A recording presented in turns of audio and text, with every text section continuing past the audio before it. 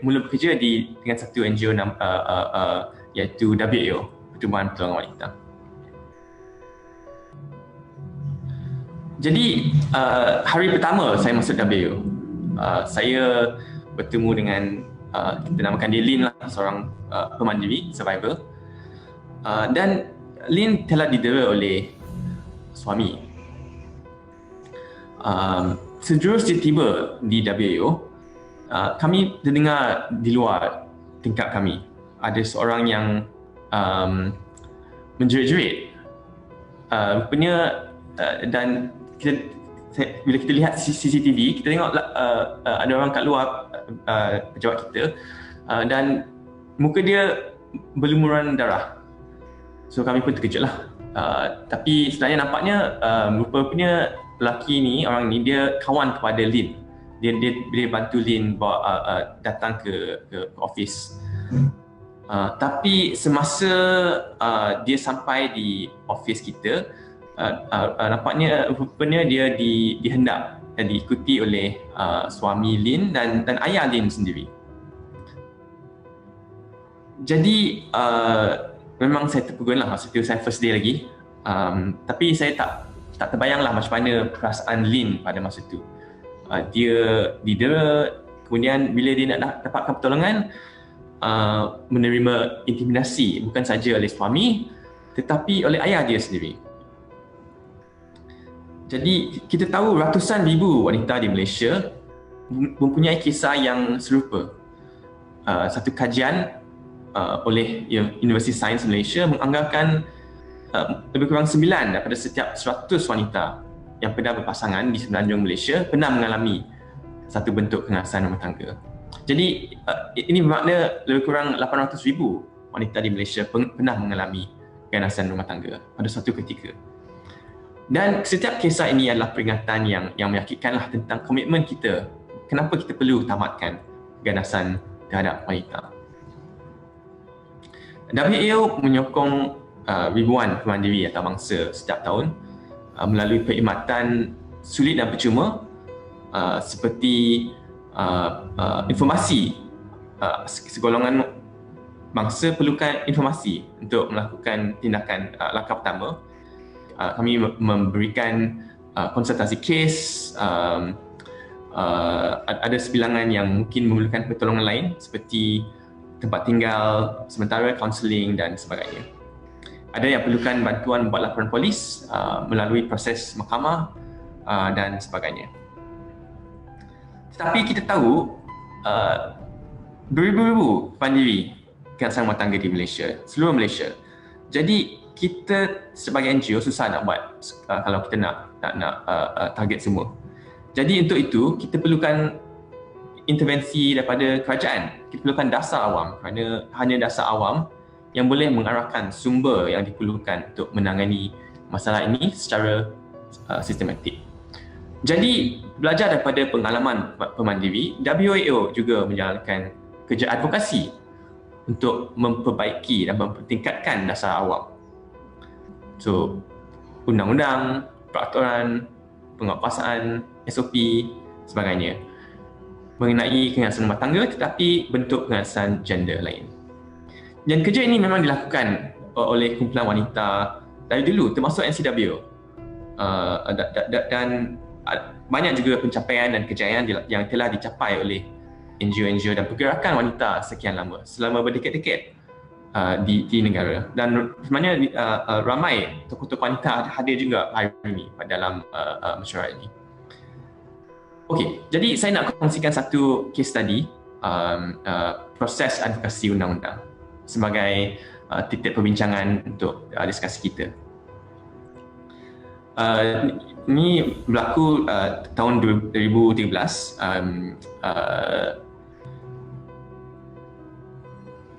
Kerajaan telah membawa satu cadangan pindaan undang-undang kepada kanun keseksaan Penal Kod berkenaan dengan kekerasan rumah tangga.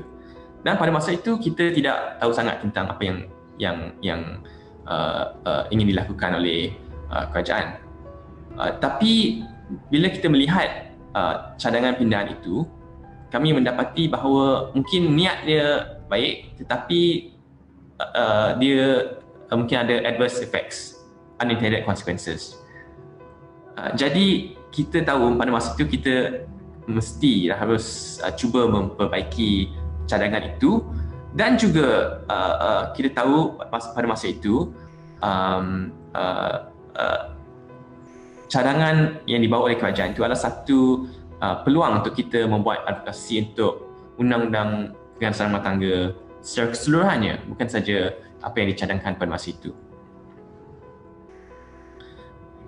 Okey, jadi apa yang kita buat? Kita sebagai satu koalisi, Joint Action Group for Gender Equality, JAG, kami bertemu dan dalam beberapa hari kami menyediakan policy brief, kami membawa isu itu kepada media, dan kami juga bertemu berbincang dengan penggubal dasar termasuk menteri-menteri dan ahli parlimen mereka. Tetapi kita mendapat sokongan daripada ahli parlimen wanita. Masa itu ahli dalam membentuk satu Women's Caucus. Maknanya caucus yang melibatkan semua ahli parlimen wanita pada masa itu, 22 atau 23 orang. Dan pengerusi Women's Caucus masa itu adalah Datuk Seri Datuk Seri Azalina Osman, dan naib pengerusi adalah YB Fuziah Saleh. Dan mereka dua YB ini mengambil isu ini secara serius, dan banyak mereka buat untuk membantu kita. Jadi YB Datuk Seri Azalina dan YB Fuziah membantu kita untuk berjumpa dengan ahli-ahli parlimen lain dan juga penggubal dasar yang lain. Kami bertemu dengan Attorney General masa itu, Tan Sri Ghani Petail, dan beliau telah berjanji untuk membentuk satu jawatan kuasa reformasi undang-undang berkenaan dengan keganasan terhadap wanita. Dan beliau menunai janjinya, dan pada tahun 2014 dan 2015 beliau telah mempengerusikan beberapa mesyuarat jawatan kuasa ini bersama dengan ahli-ahli parlimen wanita, agensi kerajaan lain dan NGO wanita. Dan menerusi jawatan kuasa itu, kami membincangkan undang-undang berkenaan dengan keganasan rumah tangga, rogol, keganasan seksual dan sebagainya. Telah sampai ke satu tahap dalam perbincangan jawatan kuasa di mana kementerian sendiri boleh mengambil alih. Maknanya kita dah bincang tentang justifikasi, tentang draft-draft cadangan pembaharuan undang-undang, dan Kementerian Wanita, Keluarga dan Pembangunan Komuniti telah mengambil alih untuk menerajui pindaan, cadangan untuk membuat pindaan kepada berkenaan dengan keganasan rumah tangga. Jadi dalam tahun 2016 kami bersama dengan Kementerian Pembangunan Wanita, Keluarga dan Masyarakat bersama-sama untuk menghalusi undang-undang ini dan untuk menjadikannya sebagai satu realisasi. Dan akhirnya pada tahun 2017 Rang Undang-Undang Keganasan Rumah Tangga Pindaan telah dibentangkan dan diluluskan di Parlimen Dewan Rakyat Dewan Negara dan menjadi undang-undang. Dan dia dikuatkuasakan bermula 2017. Ini kami masih berpusatkan beberapa kempen lain. Contohnya untuk menjadikan stalking menghendap satu jenayah di Malaysia. Setakat ini kita tak ada lagi jenayah stalking seperti mana sangat biasa di negara-negara lain. Jadi kalau kita tengok macam di TV, dia kata, oh kita dapatkan restraining order. Untuk stalking, order ini tidak wujud lagi di Malaysia. Yang kedua, kami juga memperjuangkan pengumpulan akta kekerasan akta gangguan seksual. Jadi kita tahu sekarang di Malaysia ni kita ada undang-undang berkaitan dengan seksual, tetapi dia sangat scattered. Kita perlukan satu akta yang komprehensif supaya definisi gangguan seksual jelas, supaya setiap mangsa boleh mendapatkan remedi secara murah atau percuma, cepat dan confidential, dan supaya semua organisasi, bukan sahaja tempat kerja tetapi universiti, NGO ataupun mana-mana organisasi lain mesti ada piawaian minimum untuk menangani gangguan seksual di dalam organisasi masing-masing. Kami juga dalam proses memperjuangkan pindaan undang-undang berkenaan dengan pekerjaan, hak wanita dalam pekerjaan. So contohnya untuk sektor swasta, kami tidak ada di Malaysia apa-apa bentuk perlindungan daripada diskriminasi. Maknanya jika kita tengok iklan untuk apa-apa pekerjaan yang kata untuk pekerjaan ni kami lebih suka kepada bangsa XYZ, atau jika kita datang ke temuduga dan interview lihat it's a young woman, wanita muda yang dah kahwin, mungkin dia akan hamil, jadi saya tidak akan mengambil kandidat ni sebagai calon.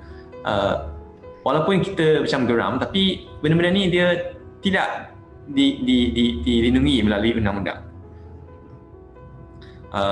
Tadi Dr. Norsi ada sebut tentang paternity leave, cuti paternity. Tak ada lagi cuti paternity di Malaysia untuk sektor swasta. Jadi terpulang kepada syarikat masing-masing. Apa yang kami cadangkan, kita mesti wujudkan cuti paternity sekurang-kurangnya 7 hari cuti paternity untuk semua bapa di Malaysia.